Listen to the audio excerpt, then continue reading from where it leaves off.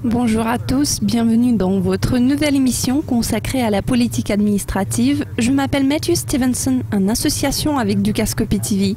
Alors si ça arrive dans le bureau, nous sommes là pour en discuter.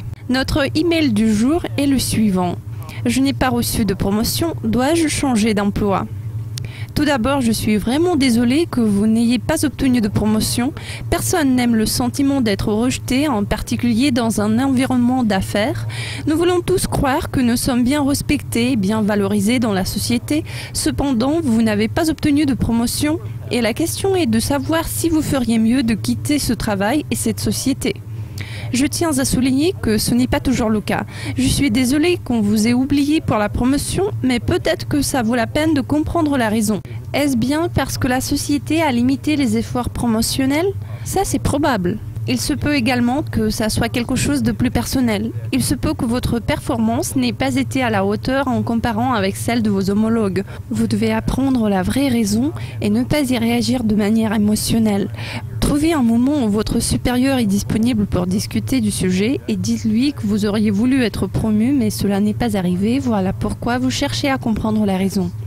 Ensuite, si pour vous la promotion est un symbole de quelque chose de plus important et vous voyez cet écart entre ce travail, cette société et vous, alors oui, je pense que vous devriez y réfléchir tranquillement en gardant la tête froide. Il vaut mieux ne pas prendre de décisions émotionnelles, genre je ne veux plus de ce travail. Vous allez peut-être vous dire tiens, peut-être que mon avenir me réserve de plus belles choses ailleurs. La promotion est une étape importante. Nous pensons tous que nous sommes évalués par nos collègues, nous sommes évalués par le marché. Vous pourriez évaluer votre promotion en fonction d'âge, par exemple devenir associé dans un cabinet d'avocats ou bien négociateur en chef dans une plateforme. Et ce sont sûrement des étapes importantes, vous les sentez. Nous avons tous ce sentiment d'impatience vis-à-vis de nos carrières. Bien sûr qu'il n'est pas très agréable de rentrer chez soi ou bien de rejoindre ses amis dans un bar pour leur dire non, je n'ai pas eu la promotion que je voulais. D'ailleurs, il se peut que ça n'ait rien à voir avec vous ni vos compétences. Il est possible que la société n'encourage pas tout simplement les gens qui y travaillent depuis 2 ans. Il est possible qu'ils attendent 2 ans et demi, voire 3 ans. Alors je vous propose de trouver les raisons derrière, les analyser, prendre du recul, respirer profondément pour réfléchir à ce qui est mieux pour vous dans ce travail et enfin à ce qui est mieux pour la société.